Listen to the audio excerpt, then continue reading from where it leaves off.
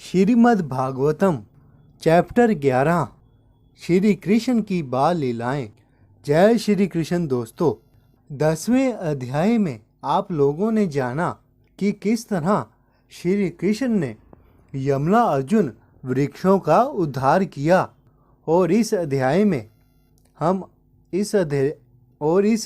में बतलाया गया है कि किस तरह गोकुलवासी गोकुल छोड़कर वृंदावन चले गए और किस तरह श्री कृष्ण ने वत्सासुर तथा बकासुर का वध किया।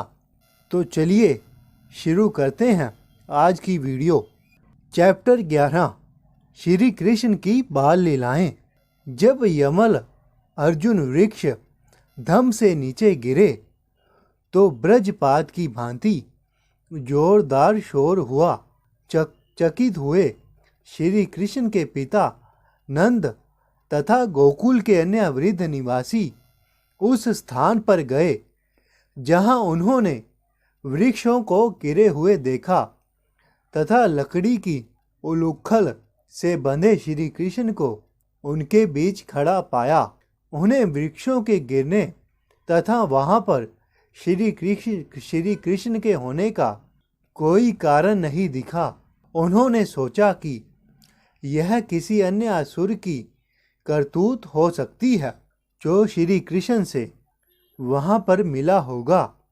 उन्होंने श्री कृष्ण के संगियों से पूछा कि यह घटना किस तरह घटी। बालकों ने पूरी घटना ठीक तरह कह सुनाई, किंतु वृद्ध जनों को इस कथा पर विश्वास नहीं हुआ, क्योंकि लोगों ने सोचा कि यह घटना सच हो सकती है। कुछ लोगों ने सोचा कि यह घटना सच हो सकती है क्योंकि इसके पूर्व वह श्री कृष्ण के साथ अनेक अद्भुत घटनाएं देख चुके थे। खैर, नंद महाराज ने तुरंत ही श्री कृष्ण की रस्सियां खोल दी। इस तरह श्री कृष्ण प्रतिदिन और प्रति क्षण नंद महाराज तथा यशोदा के वात्सल्य प्रेम को बढ़ाने के लिए एक से एक अद्भुत घटनाओं का प्रदर्शन करते रहे, जिससे उनको आश्चर्य तथा हर्ष का अनुभव होता रहा। यमला अर्जुन का गिराना ऐसी अद्भुत लीलाओं में से एक थी।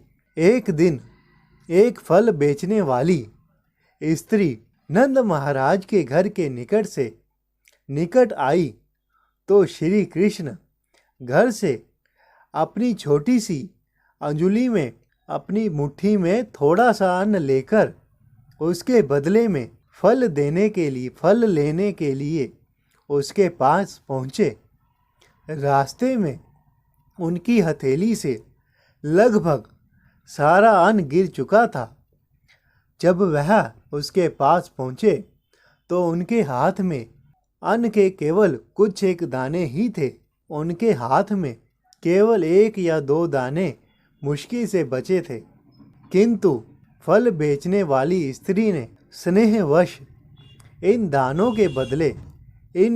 के बदले श्री कृष्ण की इच्छा अनुसार फल दे दिए।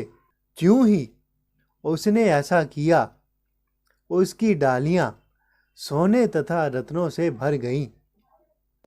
उसके बाद सारे गोपों ने गोकुल छोड़ने का निश्चय कर लिया, क्योंकि उन्होंने देखा कि गोकुल में ही नित्य उपद्रव होते रहते थे।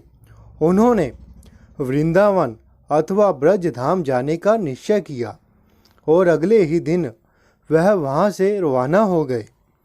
श्री कृष्ण तथा बलराम ने अपनी बाल लीलाएं समाप्त करके वृंदावन में बछड़ों का बार संभाला और उन्हें 4 गांवों तक चराने ले जाने लगे।